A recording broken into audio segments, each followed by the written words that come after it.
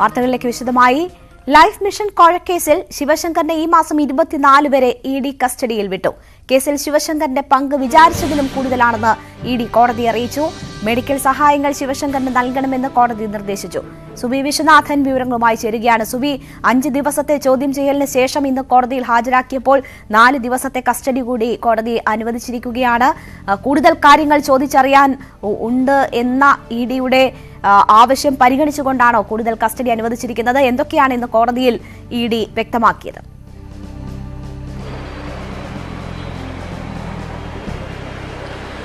Renuka, life mission കോഴക്കേസിൽ മുഖ്യമന്ത്രിയുടെ മുൻ principal സെക്രട്ടറിയായിരുന്ന M ശിവശങ്കറിനെ 4 ദിവസത്തേക്ക് കൂടെ കസ്റ്റഡിയിൽ വിട്ടിരിക്കുകയാണ്. EDയുടെ കസ്റ്റഡിയിലാണ് ശിവശങ്കറിനെ വിട്ടിരിക്കുന്നത്. ഈ കേസിൽ ശിവശങ്കറിന്റെ പങ്കാളിത്തം വിചാരിച്ചതിലും കൂടുതൽ ആണ് എന്ന് ED കോടതിയിൽ വ്യക്തമാക്കി. അതുകൊണ്ട് 4 ദിവസത്തേക്ക് കൂടെ കസ്റ്റഡിയിൽ വിട്ടുകിട്ടണം. മറ്റുള്ളവരെ ചോദ്യം ചെയ്തതിൽ നിന്നാണ് ഇക്കാര്യം വ്യക്തമാക്കുന്നത്. ചാർട്ടേഡ് അക്കൗണ്ടന്റ് വേണുഗോപാൽ, അതുപോലെ UV ജോസ്, ഇവർ രണ്ടുപേരും ശിവശങ്കറിനെ വിട്ടിലാക്കുന്ന മൊഴികളാണ് നൽകിയിരിക്കുന്നത്. കസ്റ്റഡി എക്സ്റ്റൻഷൻ ഓർഡർ 18-ൽ പറയുന്നത് പ്രകാരം കൂടുതൽ വ്യാപ്തിയുണ്ട് എന്നാണ് പറയുന്നത്. ശിവശങ്കറിന് ഈ കേസിൽ കൂടുതൽ വ്യാപ്തിയുണ്ട്, കൂടുതൽ വിചാരിച്ചതിലും കൂടുതൽ പങ്കാളിത്തം ശിവശങ്കറിന് ഇതിലുണ്ട് എന്നാണ് വ്യക്തമാക്കുന്നത്. കൂടുതൽ വിവരങ്ങൾ അറിയണമെങ്കിൽ കസ്റ്റഡി അനിവാര്യമാണ് എന്നും ED കോടതിയിൽ ബോധിപ്പിച്ചു. തുടർന്നാണ് 4 ദിവസത്തേക്ക് കസ്റ്റഡിയിൽ വിട്ടത്. ഏതായാലും എൻഫോഴ്സ്മെന്റ് ഡയറക്ടറേറ്റിന്റെ ചോദ്യം ചെയ്യലിൽ എന്തെങ്കിലും എതിർപ്പുണ്ടോ എന്ന് കോടതി ചോദിച്ചപ്പോൾ അതില്ല എന്ന് ശിവശങ്കർ അറിയിച്ചു. തുടർന്ന് ശിവശങ്കറിന്റെ അഭിഭാഷകൻ ശിവശങ്കറിന് മെഡിക്കൽ പരിശോധനകൾ ഉറപ്പാക്കണം എന്ന് അഭിഭാഷകൻ കോടതിയെ അറിയിച്ചു. ഇത് ഉറപ്പാക്കാമെന്ന് ED ഉദ്യോഗസ്ഥർ സമ്മതിക്കുകയും ചെയ്തിട്ടുണ്ട്. അതിനെ തുടർന്നാണ് ഈ മാസം 24 വരെ കസ്റ്റഡിയിൽ വിട്ടു നൽകിയിരിക്കുന്നത്. ഈ മാസം 24-ാം തീയതി 3:30 ശേഷം ഈ PMLA കോടതിയിൽ വീണ്ടും ശിവശങ്കറിനെ ഹാജരാക്കാനും കോടതി നിർദ്ദേശിച്ചിട്ടുണ്ട്. രേണുക, സുബി, പ്രതീക്ഷിച്ചതിലും വലിയ ഉത്തരവാദിത്തം അല്ലെങ്കിൽ കൂടുതൽ കാര്യങ്ങൾ ശിവശങ്കറിന്റെ പങ്കായിട്ട് ഇതിലുണ്ട് എന്ന് ED വ്യക്തമാക്കുന്നു. എന്താണ് ഇതിന് കാരണമായി ചൂണ്ടിക്കാട്ടിയത്? നമുക്കറിയാം UV ജോസിന്റെ ഒക്കെ മൊഴി ശിവശങ്കറിന് എതിരായിരുന്നു, പ്രതികൂലമായിരുന്നു. ഏത് സാഹചര്യത്തിലാണ് ED ഇങ്ങനെ ഒരു നിലപാടിലേക്ക് എത്തുന്നത്?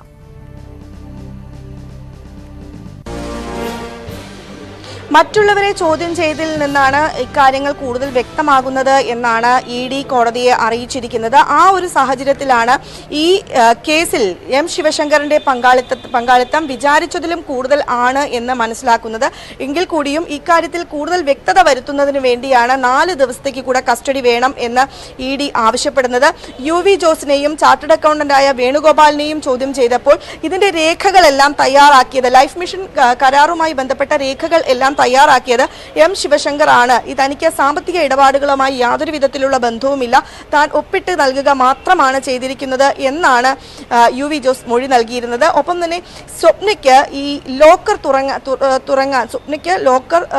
തുറന്നു നൽകിയത് ശിവശങ്കറിന്റെ നിർദ്ദേശപ്രകാരമാണ് എന്ന് വേണുഗോപാലും മൊഴി നൽകിയിരുന്നു. ഈ മൊഴികളുടെ എല്ലാം അടിസ്ഥാനത്തിൽ ആണ് ശിവശങ്കറിന്റെ പങ്ക് കൂടുതൽ വ്യാപ്തിയുള്ളതാണ് എന്ന് ED കരുതുന്നത്. ഒപ്പം തന്നെ ഇതുമായി ബന്ധപ്പെട്ട ഡിജിറ്റൽ രേഖകളും തെളിവുകളും എൻഫോഴ്സ്മെന്റ് ഡയറക്ടറേറ്റിന്റെ കൈവശമുണ്ട്. ഇവയെല്ലാം തന്നെ ചേർത്ത് വെച്ച് വായിക്കുമ്പോൾ നേരത്തെ മുതൽ തന്നെ എൻഫോഴ്സ്മെന്റ് ഡയറക്ടറേറ്റ് പറയുന്നത് ഇതിന് പിന്നിൽ ലൈഫ് മിഷൻ കോഴ ഇടപാടിന് പിന്നിൽ ഒരു കോക്കസ് പ്രവർത്തിച്ചിരുന്നു എന്നാണ്. അതിൽ ഈ M ശിവശങ്കറിന്റെ പങ്ക് കൂടുതൽ വലുതാണ്, വിചാരിച്ചതിലും കൂടുതൽ വലുതാണ് എന്നാണ് വ്യക്തമാകുന്നത് എന്നാണ് പറയുന്നത്. ഏതായാലും ഇക്കാര്യത്തിൽ വിശദമായ ചോദ്യം ചെയ്യൽ ആവശ്യമുണ്ട്. ആ ചോദ്യം ചെയ്യലിന് വേണ്ടിയാണ് 4 ദിവസത്തേക്ക് കൂടെ കസ്റ്റഡി എക്സ്റ്റൻഷൻ ആവശ്യപ്പെട്ടിരിക്കുന്നത്. ഏതായാലും ഈ മാസം 24-ാം തീയതി വീണ്ടും M ശിവശങ്കറിനെ PMLA കോടതിയിൽ ഹാജരാക്കും. വൈകിട്ട് 3:30 മുമ്പ് ഹാജരാക്കാനും കോടതി നിർദ്ദേശം നൽകിയിട്ടുണ്ട്. രേണുക, ശരി. സുബി വിശ്വനാഥനാണ് വാർത്തയുടെ വിശദാംശങ്ങൾ നൽകിയത്. എന്തായാലും 4 ദിവസത്തെ കസ്റ്റഡി കൂടി കോടതി അനുവദിച്ചിരിക്കുന്നു. കാസർഗോഡ് ഗവൺമെന്റ് കോളേജിൽ വിദ്യാർത്ഥികളെ പ്രിൻസിപ്പൽ പൂട്ടിയിട്ടതായി പരാതി. പ്രിൻസിപ്പൽ ഇൻചാർജ് രമയ്ക്കെതിരെയാണ് വിദ്യാർത്ഥികളുടെ പരാതി. KV ബൈജു വിവരങ്ങളുമായി ചേരുകയാണ്. ബൈജു, എന്താണ് സംഭവിച്ചത്? രേണുക, കുടിവെള്ള പ്രശ്നത്തെക്കുറിച്ച് ചർച്ച ചെയ്യാനാണ് വിദ്യാർത്ഥികൾ ഈ പ്രിൻസിപ്പലിന്റെ ചേംബറിലെത്തിയത്. SFI വിദ്യാർത്ഥികളെ പ്രിൻസിപ്പൽ പിന്നീട് പൂട്ടിയിടുകയായിരുന്നു എന്നാണ് ഇപ്പോൾ പരാതി നൽകുന്നത്. ഗവൺമെന്റ് കോളേജിലെ പ്രിൻസിപ്പൽ ഇൻചാർജ് രമയ്ക്കെതിരെയാണ് വിദ്യാർത്ഥികളുടെ പരാതി. ഈ കോളേജിൽ കഴിഞ്ഞ കുറച്ച് നാളുകളായി കുടിവെള്ള പ്രശ്നമുണ്ട്. ഇത് സംബന്ധിച്ച് ചർച്ച ചെയ്യാനാണ് ചേംബറിലേക്ക് ഈ കുട്ടികൾ എത്തിയത്. ആ സമയത്താണ് യാതൊരു പ്രകോപനവുമില്ലാതെ ഇത്തരത്തിൽ 20 മിനിറ്റോളം വിദ്യാർത്ഥികളെ പൂട്ടിയിട്ടത്. ഇപ്പോൾ പൂട്ട് തുറന്ന് വിദ്യാർത്ഥികളെ മോചിപ്പിക്കുന്നു. എന്നാലും വലിയ പ്രതിഷേധമാണ് ഇത് സംബന്ധിച്ച് ഇപ്പോൾ കോളേജിൽ ഉയരുന്നത്. കേടുക വിദ്യാർത്ഥികൾ പ്രിൻസിപ്പലുമായി സംസാരിക്കാൻ എത്തിയപ്പോൾ എങ്ങനെയാണ് വിദ്യാർത്ഥികളെ അകത്താക്കി പ്രിൻസിപ്പൽ പുറത്തായി ഈ ഗേറ്റ് പൂട്ടുന്നതിലേക്ക് എത്തിയത്? തീർച്ചയായും അങ്ങനെ തന്നെയാണ്. ഈ വിദ്യാർത്ഥികളെ അകത്ത് ഇരുത്തിക്കൊണ്ട് പ്രിൻസിപ്പൽ പുറത്തു കടന്ന് ഈ പൂട്ടിട്ട് ഇത്തരത്തിൽ വിദ്യാർത്ഥികളെ ഇതിനകത്ത് ബന്ധിയാക്കുകയായിരുന്നു. എന്തായാലും വിദ്യാർത്ഥികൾ അറിയാതെയാണോ പുറത്തിറങ്ങിയത്, അതോ അവരെ കബളിപ്പിച്ച് പുറത്തിറങ്ങി പൂട്ടിയിടുകയായിരുന്നു? വിദ്യാർത്ഥികൾ അകത്തിരിക്കുന്ന സമയത്ത് പ്രിൻസിപ്പൽ പുറത്തേക്ക് കടക്കുകയായിരുന്നു. എന്നിട്ട് ഇതിന്റെ ഇരുമ്പ് ഗ്രിൽസാണ് പൂട്ടിയിട്ടത്. അതിനുശേഷം വിദ്യാർത്ഥികൾ ഈ ചേമ്പറിനകത്തിരുന്ന് മുദ്രാവാക്യം വിളിച്ചു. 20 മിനിറ്റോളം ഇത്തരത്തിൽ പ്രിൻസിപ്പൽ ഈ മുറി പൂട്ടിയിട്ടു. ആ ദൃശ്യങ്ങൾ തന്നെ കാണാം. അകത്ത് വിദ്യാർത്ഥികൾ മുദ്രാവാക്യം വിളിക്കുന്ന ദൃശ്യങ്ങൾ തന്നെ കാണാം. പിന്നീട് 20 മിനിറ്റ് കഴിഞ്ഞതിന് ശേഷമാണ് ഇത് തുറന്നത്. എന്നാലും ഇതിനെതിരെ വലിയ പ്രതിഷേധം ഉയർന്നിട്ടുണ്ട്. ഈ കോളേജിലെ കുടിവെള്ള പ്രശ്നവുമായി നമ്മൾ വിദ്യാർത്ഥി പ്രതിഷേധം പല രീതിയിൽ കലാലയങ്ങളിൽ കണ്ടിട്ടുണ്ട്. പ്രിൻസിപ്പൽമാരെ ഉപരോധിക്കുന്നത് അല്ലെങ്കിൽ പ്രിൻസിപ്പൽമാരെ പൂട്ടിയിടുന്ന സംഭവങ്ങൾ വരെ ഉണ്ടായിട്ടുണ്ട്. പക്ഷേ വിദ്യാർത്ഥികളെ പൂട്ടിയിട്ട് പ്രിൻസിപ്പൽ അങ്ങനെ ഒരു നടപടി ആദ്യമായിട്ടാണ് കേൾക്കുന്നത്. വിദ്യാർത്ഥികൾ പ്രിൻസിപ്പലുമായുള്ള സംസാരം, ചർച്ച ഏത് നിലയ്ക്കായിരുന്നു? അവർ സമാധാനപരമായ ചർച്ചയ്ക്ക് വേണ്ടിയാണോ അവിടെ എത്തിയത്, അതോ ഏതെങ്കിലും തരത്തിൽ പ്രകോപനം വിദ്യാർത്ഥികളുടെ ഭാഗത്തു നിന്നും ഉണ്ടായോ? വിദ്യാർത്ഥികളുടെ ഭാഗത്തു നിന്നും അത്തരത്തിലുള്ള പ്രകോപനമൊന്നും ഉണ്ടായിരുന്നില്ല. ഈ പ്രിൻസിപ്പൽ ചർച്ചയ്ക്ക് വിളിച്ച് അല്ല വിദ്യാർത്ഥികൾ എത്തിയത്. സ്വദേശ ഇത്തരത്തിൽ പരാതി പറയുക, ഇത് സംബന്ധിച്ച് കാര്യങ്ങൾ വിശദീകരിക്കുക എന്ന ഒരു തീരുമാനത്തിന്റെ പുറത്താണ് വിദ്യാർത്ഥി സംഘടന പ്രതിനിധികൾ ഈ പ്രിൻസിപ്പലിന്റെ മുറിയിലെത്തിയത്. ആ സമയത്താണ് പ്രിൻസിപ്പൽ ഇൻചാർജ് രമ തന്നെ ഈ വിദ്യാർത്ഥികളെ അകത്തിരുത്തി പുറത്തിറങ്ങിയതിനു ശേഷം പൂട്ടുന്ന അവസ്ഥയുണ്ട്. അത് നേരത്തെയും ഈ ഗവൺമെന്റ് കോളേജിലെ SFI വിദ്യാർത്ഥികളും അതുപോലെ തന്നെ ഈ പ്രിൻസിപ്പലും തമ്മിലുള്ള പലതരത്തിലുള്ള പ്രശ്നം നേരത്തെയും റിപ്പോർട്ട് ചെയ്തിരുന്നു. അതിന് തുടർച്ചയായാണ് ഇപ്പോൾ ഈ അറിയാൻ സാധിക്കുന്നത്. എന്തായാലും ഇത് സംബന്ധിച്ച് കൂടുതൽ വിവരങ്ങൾ ഇനി പുറത്ത് വരാറുണ്ട്. ശരി, KV ബൈജു ആണ് വാർത്തയുടെ വിശദാംശങ്ങൾ.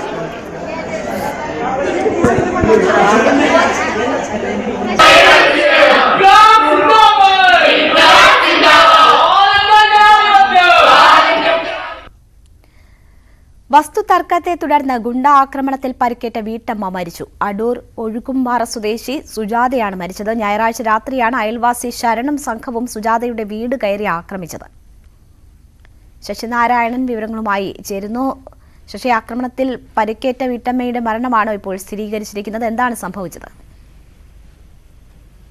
രേണുക, ശരൺ, സന്ധ്യ എന്നീ അയൽവാസികൾ തമ്മിലുള്ള ഒരു വസ്തുതർക്കമാണ് ഇപ്പോൾ ഒരു കൊലപാതകത്തിൽ കലാശിച്ചിരിക്കുന്നത്. അതിന് കാരണം പ്രധാനമായിട്ടുള്ളത് ശരണിന്റെ വീട് കയറി സന്ധ്യയുടെ ബന്ധുക്കളായ ഈ പറയുന്ന സൂര്യലാൽ, ഈ സുജാത വെട്ടേറ്റ് മരിച്ച സുജാതയുടെ മക്കളായ സൂര്യലാൽ, ചന്ദ്രലാൽ എന്നിവരുടെ സംഘം കഴിഞ്ഞ ശനിയാഴ്ച രാത്രി ഈ ശരണിനെ വീട് കയറി ആക്രമിക്കുകയൊക്കെ ചെയ്തിരുന്നു. ഇതിന്റെ ഭാഗമായി ഇന്നലെ രാത്രി ശരണും സംഘവും ഈ ചന്ദ്രലാലിന്റെയും സൂര്യലാലിലെത്തുകയും ഈ വീട് കയറി ആക്രമിക്കുകയും ചെയ്തു. ആ സമയത്ത് ചന്ദ്രലാലും സൂര്യലാലും വീട്ടിലായിരുന്നു. ഈ സമയത്താണ് ഈ ചന്ദ്രലാലിന്റെ അമ്മയായ സുജാത വെട്ടി പരിക്കേൽപ്പിക്കുന്നത്. ഗുരുതരമായി പരിക്കേറ്റ സുജാത കോട്ടയം മെഡിക്കൽ കോളേജ് ആശുപത്രിയിൽ ചികിത്സയിലായിരുന്നു. ഇന്ന് രാവിലെ വരെ തീവ്രപരിചരണ വിഭാഗത്തിലായിരുന്നു. അല്പസമയം മുമ്പാണ് സുജാത മരണമടഞ്ഞത്. എന്തായാലും ഈ ചന്ദ്രലാലും സൂര്യലാലും കാപ്പ കേസ് ചുമത്തിയിട്ടുള്ള പ്രതികളാണ്. നിരവധി കഞ്ചാവ് കേസുകളോടൊപ്പം ഉള്ള പ്രതികളാണ്. ഈ ഇരു വിഭാഗങ്ങളും കൊട്ടേഷൻ സംഘടനയിൽപ്പെട്ടവരാണ്. ശരണന്റെയും ഒപ്പം ഈ ചന്ദ്രലാൽ അടക്കമുള്ള ഇരു വിഭാഗവും കൊട്ടേഷൻ സംഘങ്ങളിൽപ്പെട്ട ആളുകൾ തന്നെയാണ്. പരസ്പരമുള്ള ഒരു ഏറ്റുമുട്ടലാണ് ഇപ്പോൾ ഒരു വീട്ടമ്മയുടെ കൊലപാതകത്തിൽ കൂടി കലാശിക്കുന്നത്. ആക്രമിച്ച സംഘം പോലീസിന്റെ കസ്റ്റഡിയിലാണോ ഇപ്പോഴുള്ളത്?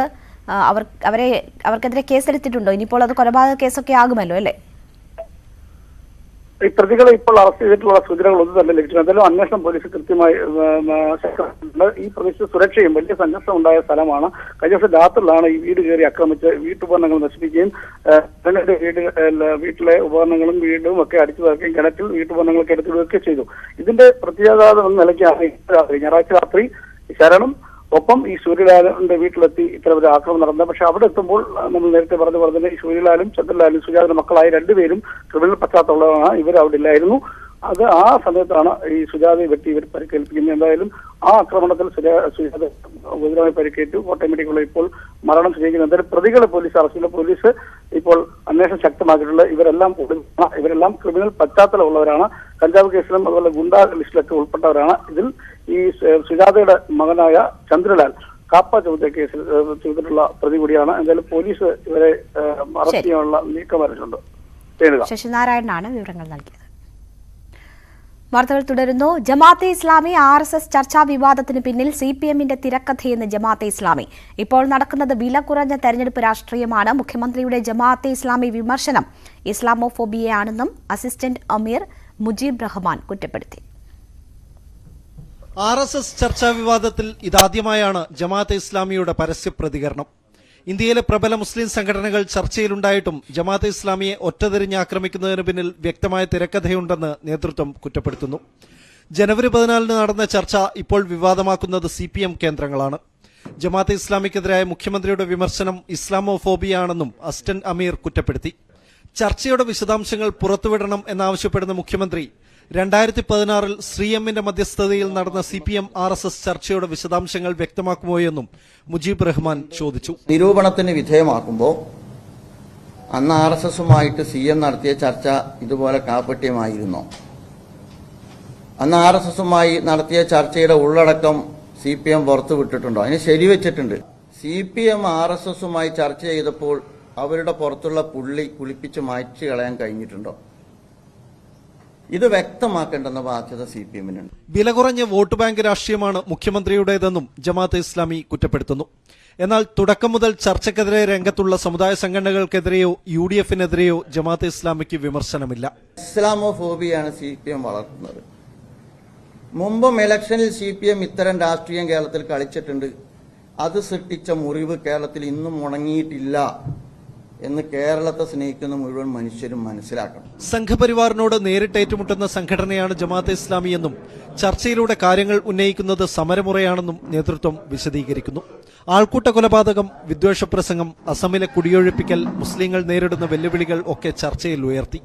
എന്നാൽ RSS മുന്നോട്ട് വെച്ച കാര്യങ്ങളിൽ എന്തെങ്കിലും ഉറപ്പുകൾ നൽകിയോ എന്ന് വ്യക്തമാക്കാൻ നേതൃത്വം തയ്യാറായില്ല.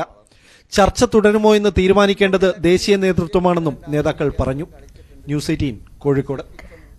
RSSുമായുള്ള ചർച്ചയുടെ വിശദാംശങ്ങൾ ജമാഅത്തെ ഇസ്ലാമി പറയണമെന്ന് KT ജലീൽ. ജമാഅത്തെ ഇസ്ലാമി മുസ്ലിങ്ങളുടെ വാപ്പയാകേണ്ട. ജമാഅത്തെ ഇസ്ലാമി ചെയ്ത തെറ്റുകളെ ന്യായീകരിക്കാൻ ശ്രമിക്കുകയാണെന്നും ജലീൽ വിമർശിച്ചു. ഇപ്പോഴും തുടരുകയാണ്. മുസ്ലിം ലീഗ് സംസ്ഥാന ജനറൽ സെക്രട്ടറി PMA സലാം മാധ്യമങ്ങളെ കാണുന്നു. അതിലേക്ക് ഇതൊക്കെ കേരളത്തിൽ നടന്നു. ഇനിയിപ്പോ അതിന്റെ രണ്ടാം ഘട്ടം എന്ന നിലയ്ക്ക് യൂത്ത് ലീഗ് കേരളത്തിലെ 14 ജില്ലാ കലക്ടറേറ്റിലേക്ക് മാർച്ച് നടത്താൻ തീരുമാനിച്ചിട്ടുണ്ട്. ഇന്നിപ്പോൾ കണ്ണൂർ ജില്ലാ കലക്ടറേറ്റിലേക്ക് മാർച്ച് നടന്നു കഴിഞ്ഞു. എല്ലാ ജില്ലകളിലും യൂത്ത് ലീഗിന്റെ മാർച്ച് നടക്കാൻ പോകുന്നു. അതുപോലെ തന്നെ പ്രവാസികളെ സംബന്ധിച്ച് നിങ്ങൾക്കറിയാം, പ്രവാസി പെൻഷൻ അട്ടിമറിക്കപ്പെട്ട സാഹചര്യം ഉണ്ടായി. പ്രവാസി പെൻഷന് അനർഹർക്ക് പോയിരിക്കുന്നു. വ്യാപകമായ ക്രമക്കേടാണ് നടന്നത്. നോർക്ക തന്നെ അതിൽ അന്വേഷണം പ്രഖ്യാപിച്ചിരിക്കുകയാണ്. അപ്പോൾ അത്തരമൊരു സാഹചര്യം ഉണ്ടായ സ്ഥിതിക്ക് വ്യക്തവും ശക്തവും നീതിപൂർവമായ നിഷ്പക്ഷവുമായ അന്വേഷണം നടത്തി കുറ്റക്കാരെ ശിക്ഷിക്കണം എന്ന് ഇന്ന് ഞങ്ങളുടെ യോഗം തീരുമാനിച്ചിട്ടുണ്ട്. ഇതൊക്കെയാണ് ഞങ്ങളുടെ തീരുമാനം. അതോടൊപ്പം തന്നെ 5-ാം തീയതി ഞങ്ങളുടെ മുൻ പ്രസിഡന്റ് സയ്യിദ് ഹൈദരലി ശിഹാബ് ഞങ്ങളുടെ ഓർമ്മ ദിവസം. 4-ാം തീയതിയാണ് ഓർമ്മദിനം. പക്ഷെ 6-ാം തീയതിയാണ് ഓർമ്മദിനം. പക്ഷെ 6-ാം തീയതി പ്രവർത്തക ദിവസവും അസംബ്ലിയൊക്കെ ഉണ്ടായതുകൊണ്ട് 5-ാം തീയതി കോഴിക്കോട് വെച്ച് കേരളത്തിലെ എല്ലാ പ്രധാന രാഷ്ട്രീയ പാർട്ടികളുടെയും ഏറ്റവും ഉന്നതരായ നേതാക്കന്മാരെ പങ്കെടുപ്പിച്ചുകൊണ്ട് കോഴിക്കോട് അനുസ്മരണ സമ്മേളനം, ഹൈദരലി ശിഹാബ് തങ്ങൾ അനുസ്മരണ സമ്മേളനം നടത്താൻ നിശ്ചയിച്ചിട്ടുണ്ട്. അതും ഇന്നത്തെ യോഗത്തിൽ തീരുമാനിച്ച പ്രധാനപ്പെട്ട ഒരു കാര്യമായിരുന്നു. അതുപോലെ കേരളത്തിലെ കാലിക രാഷ്ട്രീയ സംഭവവികാസങ്ങളൊക്കെ ഞങ്ങൾ ചർച്ച ചെയ്തു. UDFന് ഇപ്പോൾ ബഫർ സോൺ സമരം കർഷകർക്ക് വേണ്ടിയുള്ള, കർഷകർക്കെതിരെയുള്ള ഗവൺമെന്റിന്റെ നിലപാടുകൾക്കെതിരെയുള്ള സമരം എല്ലായിടത്തും നടന്നു വരികയാണ്. കഴിഞ്ഞ ദിവസം കോട്ടയത്ത് സംസ്ഥാന ഉദ്ഘാടനം ഉണ്ടായിരുന്നു. ഇന്ന് വയനാട്ടിലുണ്ട്. കേരളത്തിൽ എല്ലായിടത്തും ഇത്തരം സമരങ്ങളോട് UDFന്റെ സമരങ്ങളുമായി ശക്തമായി സഹകരിച്ചുകൊണ്ട് മുന്നോട്ട് പോകും മുസ്ലിം ലീഗ്. UDFനെ ശക്തിപ്പെടുത്താനുള്ള മറ്റു മാർഗങ്ങൾ പാർട്ടി ആലോചിച്ചുകൊണ്ടിരിക്കുകയാണ്. ജനങ്ങൾ ഈ ഗവൺമെന്റിനെതിരാണ് എന്നത് വളരെ വ്യക്തമാണ്. ബഡ്ജറ്റ് അടക്കമുള്ള ജനവിരുദ്ധ നയങ്ങളിൽ ജനങ്ങൾ അസന്തുഷ്ടരാണ്. ഈ ഗവൺമെന്റിനെതിരെ നിൽക്കുന്ന ജനങ്ങളോടൊപ്പം നിൽക്കാൻ UDF സജ്ജമാകണം. UDFന്റെ നേതൃത്വവും UDFിലെ ഘടകകക്ഷികളും അതിനനുസരിച്ച് സജീവമായി മുന്നോട്ട് വരണം എന്നൊരു അഭിപ്രായം കൂടി ഇന്ന് പാർട്ടി എടുത്തിട്ടുണ്ട്. വീട്ടമ്മയിൽ നിന്ന് ലക്ഷങ്ങൾ വരുമാനമുള്ള ബിസിനസ്സുകാരിയിലേക്ക് ഐഷ സമീറിന്റെ ജീവിതയാത്രയാണ് ഇന്ന് ലേഡീസ് ബാൻഡ് പ്രേക്ഷകർക്ക് മുന്നിൽ എത്തിക്കുന്നത്. തന്റെ വിജയ കഥകൾ നമ്മോട് പങ്കുവയ്ക്കാൻ ഐഷ നമുക്കൊപ്പം ചേരുകയാണ്. ഐഷ, സ്വാഗതം. Thank you. ഐഷ, നമുക്ക് ഈ കോവിഡ് കാലം നിരവധി സംരംഭകരെ സമ്മാനിച്ചിട്ടുണ്ട്. പക്ഷേ അതിൽ ഏറ്റവും സക്സസ്ഫുൾ ആയിട്ടുള്ള സംരംഭകരിൽ ഒരാളാണ് ഐഷ. എങ്ങനെയാണ് ഈ 1-on-1 എന്ന ഒരു ട്യൂഷൻ ശൃംഖല അതിലേക്ക് ഐഷ എത്തിപ്പെടുന്നത്?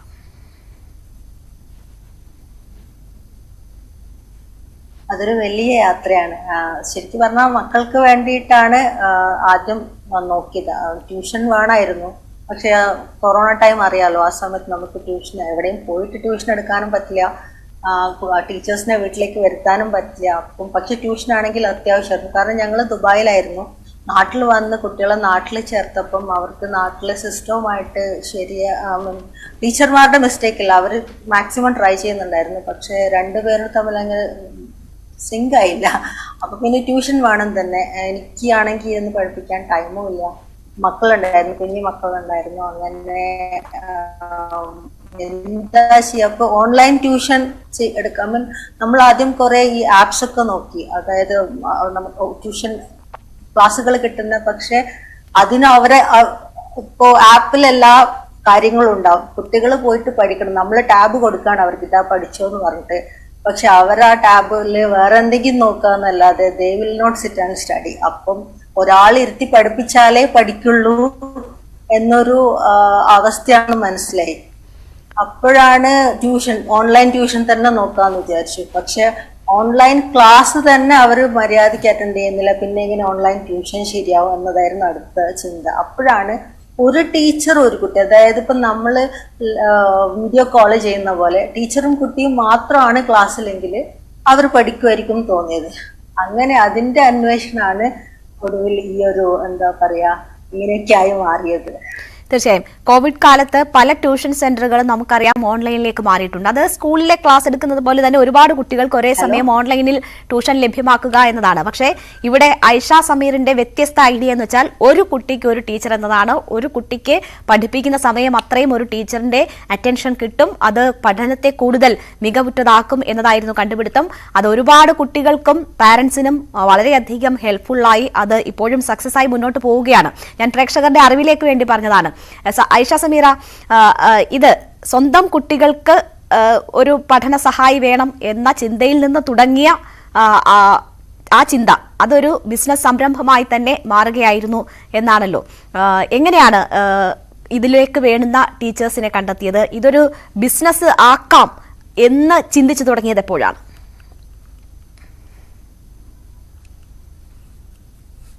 ബിസിനസ് ആക്കാൻ തോന്നിയത് ഒന്നാമത് എനിക്ക് സോഷ്യൽ മീഡിയയിൽ വളരെ ആക്റ്റീവാണ്. ഒരുപാട് സുഹൃത്തുക്കൾ, എൻ്റെ അതേ ഏജ് ഗ്രൂപ്പിലുള്ള ഒരുപാട് സുഹൃത്തുക്കളുണ്ട്. അപ്പം അവർക്കൊക്കെയും എൻ്റെ മക്കളുടെ അതേ ഏജ് ഗ്രൂപ്പിലുള്ള മക്കളുണ്ട്. അപ്പം ശൃംഖലയാക്കിയാൽ അതൊരു ബിസിനസ്സായിട്ട് സ്റ്റാർട്ട് ചെയ്താൽ എനിക്ക് കുട്ടികളെ കിട്ടും എന്ന് എനിക്കറിയായിരുന്നു. ടീച്ചേഴ്സിനെ എങ്ങനെ കണ്ടുപിടിക്കുന്ന ആദ്യം ഒരു പേടിയുണ്ടായിരുന്നു. ബട്ട് എൻ്റെ സുഹൃത്തുക്കൾ വിത്തൗട്ട് ദെയർ സപ്പോർട്ട്, എൻ്റെ ഫാമിലി ആയിക്കോട്ടെ സുഹൃത്തുക്കളായിക്കോട്ടെ, അവരുടെ സപ്പോർട്ട് ഇല്ലാതെ ഇത് നടക്കില്ലായിരുന്നു. ഓരോ ആളുടെ ഇപ്പൊ ഭർത്താവിന്റെ വീട്ടുകാർ, എൻ്റെ വീട്ടുകാർ, എൻ്റെ ബ്രദേഴ്സിന്റെ വൈഫ്സ്, എൻ്റെ ഉമ്മ ഉപ്പ, അവരൊക്കെ പിന്നെ എടുത്തു പറയേണ്ടത് കൂട്ടുകാർ. എടാ ഇങ്ങനെ ഒരു ഐഡിയ എനിക്ക് തോന്നുന്നു നമ്മൾ ചെയ്താലോ എന്ന് പറഞ്ഞപ്പോഴേക്കും എടുത്തു ചാടി എന്നേക്കാളും ആവേശത്തിൽ വാ നമുക്ക് വാട്സപ്പ് സ്റ്റാറ്റസ് ഇടാം, നമുക്ക് ഫേസ്ബുക്കിൽ ഇട്ട് നോക്കാം എന്നൊക്കെ പറഞ്ഞ എൻ്റെ കൂട്ടുകാർ ഒരുപാട് പേരുണ്ട്. എടുത്തു പറയുകയാണെങ്കിൽ ഷബ്ന, പിന്നെ ഷാസി, നിമിഷ, അങ്ങനെ ഒരു ആരെങ്കിലുമൊക്കെ ഞാൻ വിട്ടുപോയിട്ടുണ്ടാവും. അപ്പം ടീച്ചേഴ്സിനെ കിട്ടുക, എങ്ങനെയാണ് ടീച്ചേഴ്സിനെ കണ്ടുപിടിക്കുക എന്നുള്ളത് തന്നെയായിരുന്നു ഏറ്റവും വലിയ ചോദ്യം. അപ്പൊ നമ്മൾ അതിനു വേണ്ടി ഒരു ആഡ് ഇടുമായിരുന്നു. അതായത് ഇങ്ങനെ ഒരു അക്കാഡമി തുടങ്ങുന്നുണ്ട്, അപ്പൊ അതിന് ടീച്ചേഴ്സിനെ വേണമായിരുന്നു എന്ന് പറഞ്ഞിട്ട് എൻ്റെ സുഹൃത്തുക്കള് അഞ്ജു, എലിസബത്ത്, ഷബ്ന, അങ്ങനെ എല്ലാവരും കൂടി ഓരോ പോസ്റ്റ് ഇട്ടപ്പോഴേക്കും 1000-ലധികം CV ആണ് എനിക്ക് വന്നത്. ഞാൻ ഒട്ടും അതിശയോക്തിയില്ല, 1000-ലധികം CVs ആണ് അന്ന് എൻ്റെ ഇൻബോക്സിൽ വന്നത്. ഞാൻ ആകെ ഇതിലിപ്പോ ആരെയാ സെലക്ട് ചെയ്യേണ്ടത് എന്നൊരവസ്ഥയായിരുന്നു. അതിന് എന്നെ സഹായിച്ചത് എൻ്റെ സിസ്റ്ററിലോ ആണ്. അവള് അത് മുഴുവനായിട്ടും ഒരു എക്സൽ ഷീറ്റ് എടുത്ത് മൊത്തം CV സോർട്ട് ചെയ്തു. നമ്മൾ അതിൽ ഏറ്റവും ബെസ്റ്റ് ആയിട്ടുള്ള ടീച്ചേഴ്സിനെ തന്നെ സെലക്ട് ചെയ്തു, ഇന്റർവ്യൂ ചെയ്തു കൊടുത്തു. അങ്ങനെ സ്വയം പഠിച്ചാണ് വന്നത്. അതിലെടുക്ക് ഒരുപാട് മിസ്റ്റേക്സ് വരുത്തിയിട്ടുണ്ട്. ബട്ട് ഇപ്പം ഒരു സ്റ്റേബിൾ ആയിട്ട് വളരെ സക്സസ്ഫുൾ. എനിക്ക് തോന്നിയിട്ടുണ്ടായിരുന്നു കൊറോണ കാലം കഴിഞ്ഞാൽ ചിലപ്പോൾ നമ്മുടെ ബിസിനസ് നടക്കില്ല. പക്ഷെ പാരന്റ്സ് ആയിക്കോട്ടെ കുട്ടികളായിക്കോട്ടെ, ദേ ഫീൽ കംഫർട്ടബിൾ. വീട്ടിൽ തന്നെ ഇരുന്ന് പഠിക്കാം.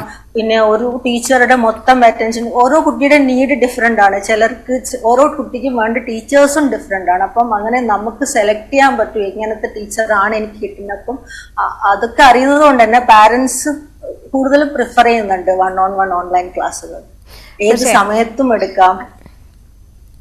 ഐഷ, ഈ നമ്മളുടെ അക്കാഡമിക് രംഗത്തെ കോവിഡിന് മുൻപും ശേഷം എന്ന് രണ്ടായിട്ട് തന്നെ തിരിക്കണം. അതിന് മുൻപുള്ള പഠന രീതികളല്ല. ഇപ്പോൾ കോവിഡിന് ശേഷവും പോസ്റ്റ് കോവിഡ് സിറ്റുവേഷനിലും പകുതി ഡിജിറ്റലും പകുതി ക്ലാസ് മുറികളിലും നടക്കുന്ന പഠനമായതും മാറിയിരിക്കുന്നു. ഇനി ഒരു പഴയ കാലത്തേക്ക് ഒരു തിരിച്ചുപോക്ക് പൂർണ്ണമായും സാധ്യമാകുമോ എന്ന് നമുക്കറിയില്ല. കുട്ടികൾ എപ്പോഴും ഫോണിൽ അവരുടെ സ്റ്റഡി മെറ്റീരിയൽസ് ഒക്കെ വരുന്നു, നോക്കുന്നു, അത് നോക്കി എഴുതുന്നു, പഠിക്കുന്നു. അത് തന്നെയാണ്, അത് ആകെ മാറിപ്പോയിരിക്കുന്നു. അപ്പോൾ അങ്ങനെയുള്ളൊരു മാറ്റത്തിന്റെ സമയത്ത് തന്നെയാണ് ഇങ്ങനെ ഒരു ഐഡിയ ഐഷ കൊണ്ടുവന്നതും അതെ അത് ഡെവലപ്പ് ചെയ്തെടുക്കുന്നത്. സമയത്ത് ഐഡിയ വന്നതുകൊണ്ട് അത് ക്ലിക്കായി എന്ന് പറയാം. തീർച്ചയായും. അപ്പോൾ പോലും ഈ ബൈജൂസ് ആപ്പ് പോലെയുള്ള അത്തരം ആപ്പുകളും മറ്റുമൊക്കെ ഉണ്ടായിരുന്നുവല്ലോ, അതൊക്കെ വളരെ പ്രചാരത്തിലും ഉണ്ടായിരുന്നു. അവരോട് വേണം മത്സരിക്കാൻ എന്നത് ഐഷയ്ക്ക് ബോധ്യമുണ്ടായിരുന്നോ? അതിൽ നിന്ന് എത്രമാത്രം വ്യത്യസ്തമാകാം, കൂടുതൽ കുട്ടികളിലേക്കും പേരൻസിലേക്കും എത്താം എന്നതായിരുന്നോ ചിന്ത? ബൈജൂസ് ആപ്പ്, സോറി ഞാനങ്ങനെ പേര് പറയാൻ ഉദ്ദേശിക്കുന്നില്ല, പക്ഷെ ആപ്സും ഇപ്പം എനിക്ക് എന്റെ മക്കളെ അറിയാലോ. എന്റെ മക്കൾക്ക് ഒരു ടാബ് കൊടുത്തിട്ട് ഇതില് കുറെ സ്റ്റഡി മെറ്റീരിയൽസ് ഉണ്ട്, നിങ്ങൾ പഠിച്ചോളൂ എന്ന് പറഞ്ഞാൽ അവർ പഠിക്കില്ല. ഞാൻ അവരുടെ കൂടെ ഇരുന്ന് ഓരോ ഇത് പഠിക്കും എന്ന് പറഞ്ഞാലേ പഠിക്കും. മിക്കവാറും കുട്ടികൾ ഉഴപ്പന്മാരാണ്. അങ്ങനെ അല്ലാത്ത കുട്ടികളുണ്ട്. ബട്ട് ഭൂരിഭാഗവും സ്വന്തമായിട്ട് ആ ഒരു ഇൻട്രസ്റ്റ് എടുത്ത് പഠിക്കുന്ന കുട്ടികൾ ചെറിയൊരു പ്രായത്തിൽ വളരെ കുറവാണ്. അപ്പം അവരോട് ഇന്നാ നിങ്ങളുടെയൊക്കെ എല്ലാ മെറ്റീരിയൽസും ഉണ്ട്, ഞാൻ വാങ്ങിച്ചു തന്നിട്ടുണ്ട്, എടുത്ത് പഠിച്ചോളൂ എന്ന് പറയുമ്പോൾ അവർ പഠിക്കില്ല. അങ്ങനെ പഠിക്കുമായിരുന്നെങ്കിൽ നമുക്ക് യൂട്യൂബിൽ തന്നെ എല്ലാ മെറ്റീരിയലും ഉണ്ട്, എല്ലാ വീഡിയോസും ഉണ്ട്. പ്രത്യേകിച്ച് ഒരു ആപ്പ് വാങ്ങേണ്ട ആവശ്യമേ ഇല്ല. അവർക്ക് ആരെങ്കിലും അടുത്തിരുന്ന് പഠിപ്പിക്കണം, ആരെങ്കിലും മോട്ടിവേറ്റ് ചെയ്യണം. Motivation is very important. അപ്പം ആ ഒരു മോട്ടിവേഷൻ കിട്ടിയത് നമ്മുടെ ടീച്ചർമാരുടെ അടുത്ത് നിന്നാണ്. എൻ്റെ മക്കളുടെ കാര്യം തന്നെ എനിക്കറിയാം, ഒരുപാട് ചേഞ്ചസ് ഉണ്ട്. കോവിഡ് ആ സമയത്ത് നമ്മൾ സ്ട്രഗിൾ ചെയ്തതും ഇന്ന് അവരെ നോക്കുമ്പം ജസ്റ്റ് ബിക്കോസ് ഓഫ് ദിസ് ട്യൂഷനെ കൊണ്ട് മാത്രമാണ് ആ ഒരു ചേഞ്ച് ഉണ്ടായത്. അതേപോലെ പറയുന്ന ഒരുപാട് പാരന്റ്സ് വേറെ ഉണ്ടാവും എന്നെ പോലെ തന്നെ. അതാണ് കാര്യം. ഇപ്പോൾ ഇത് നമ്മളുടെ കണ്ടുകൊണ്ടിരിക്കുന്ന പ്രേക്ഷകർക്കുമൊക്കെ സംശയമുണ്ടാകും, ഒരു കുട്ടിക്ക് ഒരു ടീച്ചർ എന്ന് പറയുമ്പോൾ എത്രയാകും ഫീസ്? വലിയ അഫോർഡബിൾ ആകുമോ, അതോ വലിയ തുക ഫീസായി നൽകേണ്ടി വരുമോ എന്നൊരു സംശയമാണ്. ഇപ്പോൾ +2 വരെയുള്ള കുട്ടികൾക്ക് ഈ രീതിയിൽ ട്യൂഷൻ അവൈലബിൾ ആണ്. എങ്ങനെയാണ് ഇതിന്റെ ഫീസും മറ്റു കാര്യങ്ങളും? സാധാരണക്കാർക്ക് 2-3 കുട്ടികളൊക്കെയുള്ള ഒരു വീട്ടിൽ അവർക്കൊക്കെ അഫോർഡ് ചെയ്യാൻ പറ്റുന്ന രീതിയിലാണോ? അതെനിക്ക് പറയാൻ പറ്റില്ല. കാരണം നമ്മൾ ഇപ്പൊ പറഞ്ഞതുപോലെ 1 മണിക്കൂർ ഒരു ടീച്ചർ ഒരു കുട്ടിക്ക് വേണ്ടി മാത്രമാണ് സ്പെൻഡ് ചെയ്യുന്നത്. അപ്പം വി ഹാവ് ടു അതിനനുസരിച്ചിട്ടുള്ള ഒരു പേയ്മെന്റ് വരുന്നുണ്ട്. അപ്പം ഓരോ ക്ലാസ്സിനും ഡിഫറെന്റ് ആണ്. ഒരു ശരാശരി പറയുകയാണെങ്കിൽ പെർ അവർ 200 ഒക്കെ നമ്മൾക്ക് വാങ്ങേണ്ടി വരും. തീർച്ചയായും. ഓക്കെ, എല്ലാ വിഷയങ്ങൾക്കും വ്യത്യസ്തമായ ടീച്ചർമാരായിരിക്കുമോ ക്ലാസ്സുകൾ കൈകാര്യം ചെയ്യുക? വ്യത്യസ്തമാണ്. അതെ. 1-ാം ക്ലാസ് ഒഴികെ, ചില കുട്ടികൾക്ക് 2-ാം ക്ലാസ്സും ഒഴികെ 3 മുതൽ മേലോട്ട് എല്ലാ സബ്ജക്റ്റിനും ഓരോ സബ്ജക്റ്റിനും അതിന്റെ സ്പെഷ്യലൈസ്ഡ് ടീച്ചർ. അപ്പം 3rd സയൻസ് പഠിപ്പിക്കുന്ന ഒരു ടീച്ചർ എല്ലാ 3rd കുട്ടികളെയും, അതായത് 3-ാം ക്ലാസ് പഠിക്കുന്ന കുട്ടികൾ ആ ടീച്ചർക്കാർക്ക് അസൈൻ ചെയ്യാം. Because she will be good in that subject. ആ രീതിയിൽ അതുപോലെ ഹയർ ക്ലാസ്സസിൽ എത്തുമ്പോൾ +1 +2 ഫിസിക്സ് കെമിസ്ട്രി ഒക്കെ എടുത്താൽ ഓർഗാനിക് കെമിസ്ട്രി പഠിപ്പിക്കാൻ വേറെ ടീച്ചറാണ്, ബാക്കി കെമിസ്ട്രി പഠിപ്പിക്കാൻ വേറെ ടീച്ചറാണ്. ആ രീതിയിലും നമ്മൾക്ക് അത്രയധികം ടീച്ചേഴ്സ് നമ്മുടെ കയ്യിലുണ്ട്. അതൊരു പ്ലസ് ആണ്. തീർച്ചയായും ഹോം ട്യൂഷനൊക്കെ എടുക്കാൻ താല്പര്യപ്പെട്ട് അങ്ങനെ ഉപജീവന മാർഗം കണ്ടെത്തിയിരുന്നവർക്കൊക്കെ ഇപ്പോൾ യാത്രയൊക്കെ ഒഴിവാക്കാം. അവർക്കും അവരെ സംബന്ധിച്ചും ഈ ജോലി വളരെയധികം സൗകര്യപ്രദമാകും അല്ലേ? ഈ നിങ്ങളുടെ സംരംഭത്തിൽ അധ്യാപകരായി എത്തുന്നവർ അവർ നിങ്ങളുടെ മാത്രം അധ്യാപകരായിരിക്കുമോ അതോ മറ്റ് ജോലികൾക്കൊപ്പം? പറഞ്ഞോളൂ. അങ്ങനെയല്ല, നമ്മുടെ അടുത്ത് അവർ പാർട്ട് ടൈം ജോലിയായിട്ടാണ് ജോയിൻ ചെയ്യുന്നത്. മിക്കവാറും വീട്ടമ്മമാർ, ഒരുപാട് കഴിവുള്ള, ഒരുപാട് പഠിച്ചിട്ടുള്ള, പക്ഷേ കുട്ടികളെ നോക്കണമല്ലോ എന്നുള്ളതുകൊണ്ട് ജോലിക്ക് പോവാത്ത വീട്ടമ്മമാർ, അവർ അങ്ങനത്തെ ആളുകളുണ്ട്. സ്കൂളിൽ പഠിപ്പിച്ചുകൊണ്ടിരിക്കുന്ന ടീച്ചർമാരുണ്ട്. കാരണം അവർക്ക് ഡേ ടൈമിലെ സ്കൂളിൽ പഠിപ്പിക്കേണ്ടി വരുള്ളൂ, വൈകുന്നേരം ദേ ആർ അവൈലബിൾ. സോ അവർക്കതൊരു എക്സ്ട്രാ മണിയാണ്. They are there. അങ്ങനെ എല്ലാ തരത്തിൽപ്പെട്ട ആളുകളുണ്ട്. ഇവരൊക്കെയും വേറെ സ്ഥലങ്ങളിലും പഠിപ്പിക്കുന്നുണ്ടാവും. സ്വന്തമായിട്ട് അവർക്ക് വേറെ കുട്ടികൾ ട്യൂഷൻ ഉണ്ടാവും.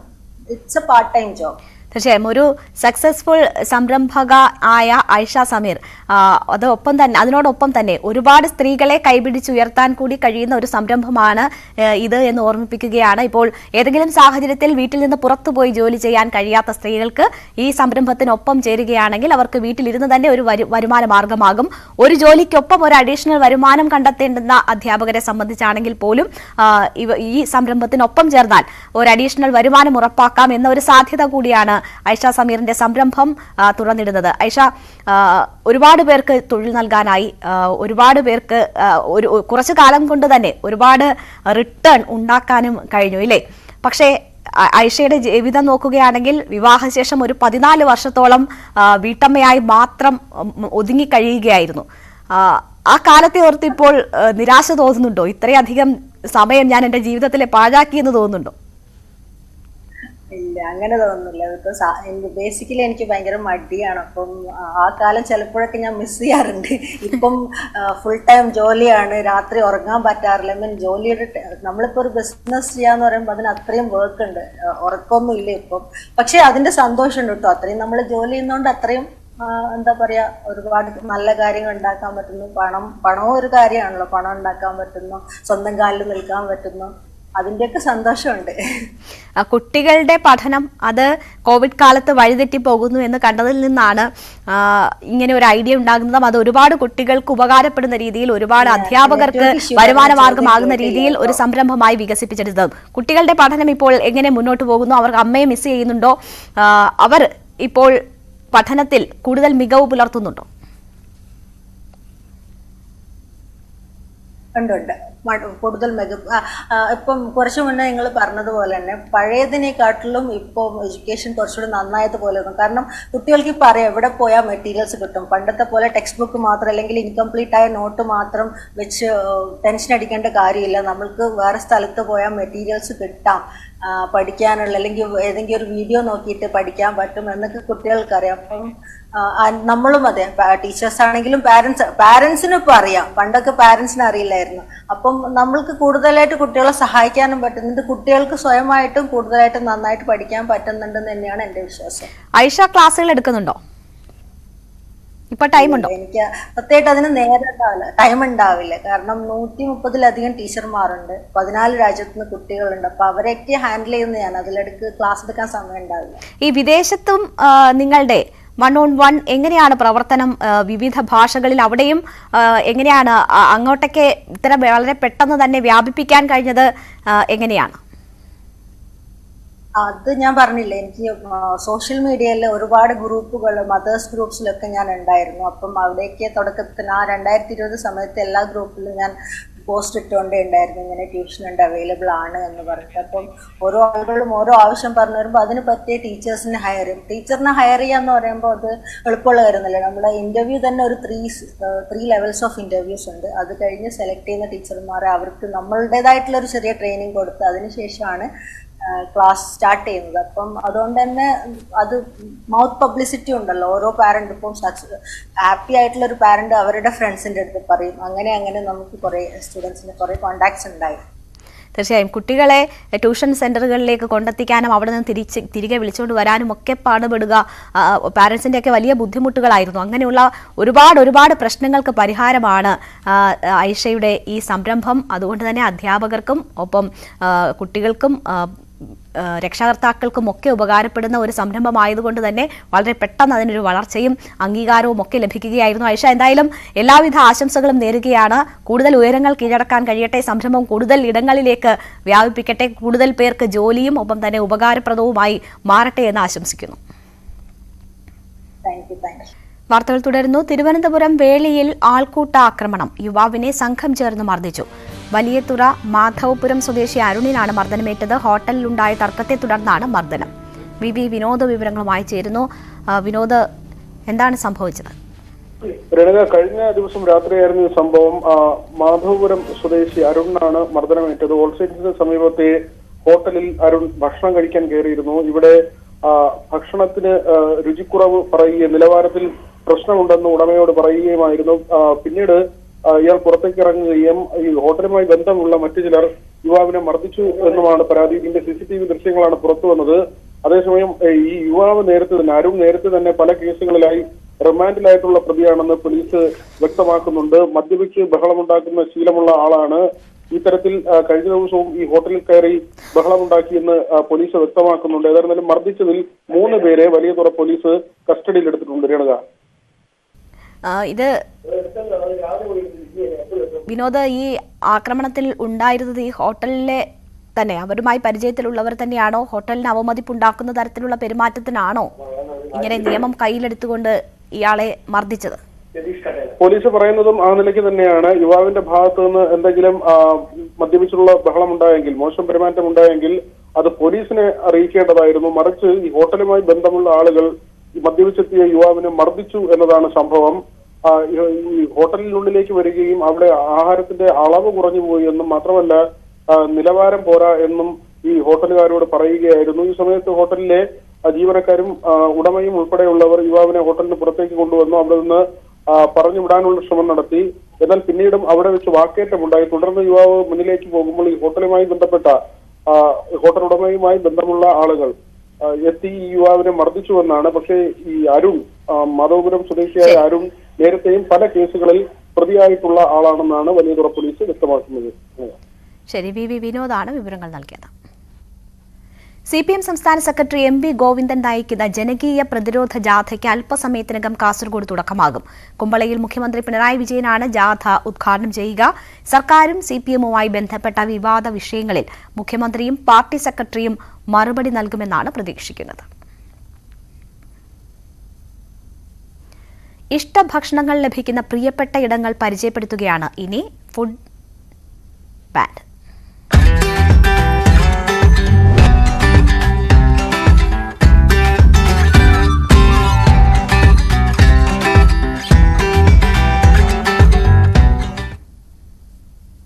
പാലക്കാട് നഗരത്തിൽ വ്യത്യസ്തമായ വിഭവങ്ങൾ ലഭിക്കുന്ന ഇടമാണ് കട്ടൻസ് റെസ്റ്റോറന്റ്. കട്ടൻസിൽ എത്തുന്ന ഭക്ഷണപ്രേമികളുടെ ഒരു ഇഷ്ടവിഭവം പരിചയപ്പെടാം. പാലക്കാടൻ പുത്തൂർ ഗവൺമെന്റ് UP സ്കൂളിലെ 7ാം ക്ലാസ് വിദ്യാർത്ഥികളായ ഋഷഭും സിദ്ധാർത്ഥും തയ്യാറാക്കിയ റിപ്പോർട്ട് കാണാം. ഈ റിപ്പോർട്ടോടെ ലേഡീസ് ബാൻഡ് പൂർണ്ണമാകുന്നു. നമസ്കാരം.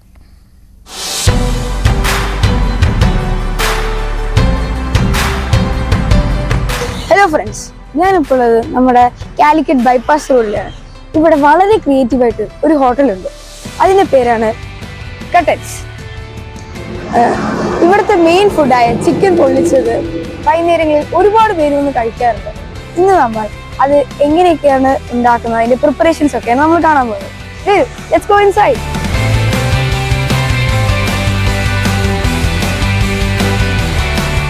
ഇതാണ് നമ്മുടെ അൻവറങ്ങൾ. ഈ ഹോട്ടലിൽ തന്നെ താരമാണ്. അപ്പോൾ നമുക്ക് അൻവറങ്ങളോട് ചോദിക്കാം, ഈ ചിക്കൻ പൊള്ളിച്ചതിന്റെ ഒരു രീതി എങ്ങനെയാണെന്ന്. ചിക്കൻ പൊള്ളിച്ച പറഞ്ഞാല് നമ്മള് എണ്ണ കൂടുതൽ യൂസ് ചെയ്യണില്ല, കല്ലില് വെച്ചാണ് വേവിക്കണത്. കൂടുതൽ നമ്മൾ നാടൻ സ്റ്റൈലിലാണ് അതിന്റെ കറികളുടെ കുക്കിംഗ് വരുന്നത്. പിന്നെ മസാലകൾ ഒന്നും കൂടുതൽ യൂസ് ചെയ്യണില്ല. കുഴപ്പമില്ല, അങ്ങനെ നല്ല അഭിപ്രായമാണ്. ഇങ്ങനൊരു ഡിഷ് തുടങ്ങാൻ ഇതിന്റെ ഒരു ഇന്നോവേറ്റീവ് ഐഡിയ എങ്ങനെയാണ് മനസ്സിലേക്ക് വന്നത്? പൊതുവെ നമ്മൾ ഈ ഹോട്ടൽ ഫുഡ് എന്ന് പറഞ്ഞാൽ അധികം ആൾക്കാരും മായം കലർത്താതെ ഭക്ഷണം ഉണ്ടാക്കാൻ സാധിക്കൂല എന്നുള്ളൊരു അഭിപ്രായത്തിലാണ്. അപ്പം ഞാൻ മായം കലർത്താതെ എങ്ങനെ ചെയ്യാൻ പറ്റും, എത്ര നന്നാക്കി എടുക്കാൻ പറ്റും, അജിനാമോട്ട്, കളറ്, അതേമാതിരി സോസുകൾ ഒന്നും ഇല്ലാതെ സ്പെഷ്യൽ ഐറ്റംസ് ഒന്നും ഉണ്ടാക്കാൻ കഴിയൂല എന്നുള്ളൊരു അഭിപ്രായമാണ് മൊത്തത്തിലുള്ളത്. അപ്പോൾ ഞാനത് ഇല്ലാതെ എങ്ങനെ ചെയ്യാൻ പറ്റും, ഇതിന് ഇച്ചിരി ബുദ്ധിമുട്ടുണ്ട്, ടൈം എടുക്കും, 2 മണിക്കൂർ ടൈം എടുക്കുന്നുണ്ട് ഇത് വേവിച്ചെടുക്കാൻ. അപ്പം അങ്ങനെ ചെയ്ത് നോക്കി, വിജയിച്ചു. കഴിക്കുന്നവർക്ക് നല്ല അഭിപ്രായം പറഞ്ഞു. കണ്ടില്ലേ, ഈ ഹോട്ടലിൽ എത്ര നല്ല ഭക്ഷണങ്ങൾ അവർ മായം ചേർക്കാതെ തന്നെ ഉണ്ടാക്കുന്നു. ഇതൊരു വലിയ സംഭവം തന്നെയാണ്. പല ഹോട്ടലുകളും ഇപ്പോഴും കുറച്ച് മാരകമായ അജിനോമോട്ടോ തുടങ്ങിയ സാധനങ്ങൾ ഉപയോഗിക്കുന്നു. നിങ്ങൾക്ക് എപ്പോഴെങ്കിലും സമയമുണ്ടെങ്കിൽ കം ടു കട്ടൻസ്.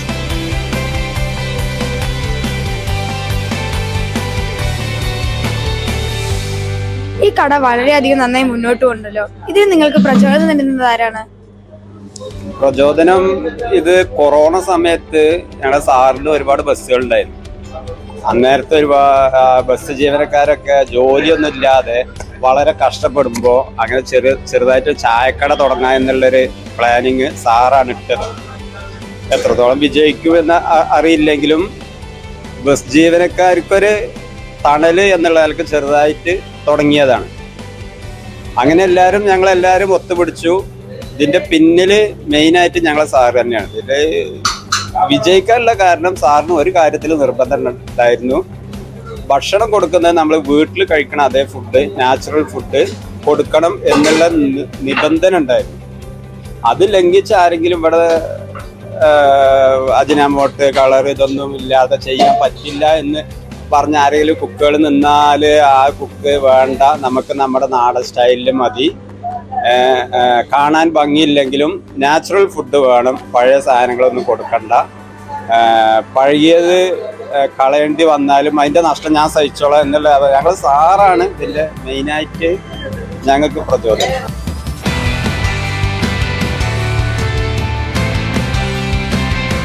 അപ്പൊ ഫ്രണ്ട്സ്, നമ്മളിത് ടേസ്റ്റ് ചെയ്ത് നോക്കാൻ പോവാണ്. എൻ്റെ ഒപ്പം ഉള്ളത് എൻ്റെ ഡിയർ ഫ്രണ്ട് സിദ്ധാർത്ഥാണ്.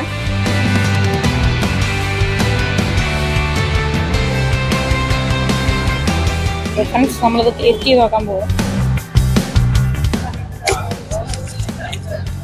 നല്ലോണം സ്പൈസി ആയിട്ട് രുചികരമായിട്ട് മായമൊന്നുമില്ലാതെ ഉണ്ടാക്കിയ നമ്മുടെ കട്ടൻസിലെ സ്പെഷ്യൽ ചിക്കൻ കഴിക്കണമെങ്കിൽ തന്നെ വേറെ എവിടെയും പോകണ്ട, ഇവിടെ തന്നെ വരിക. ഇപ്പൊ നമ്മൾ ടേസ്റ്റ് ചെയ്ത ചിക്കൻ വളരെയധികം രസമുണ്ടായിരുന്നു. അതേപോലെ തന്നെ ഇവിടെ ഒരുപാട് ഡിഷസ് ഉണ്ട്, വെറൈറ്റി ആയിട്ടുള്ള. അടുത്ത പ്രാവശ്യം വേറെ ഒരു ഹോട്ടലുമായി കാണാം. നന്ദി, നമസ്കാരം.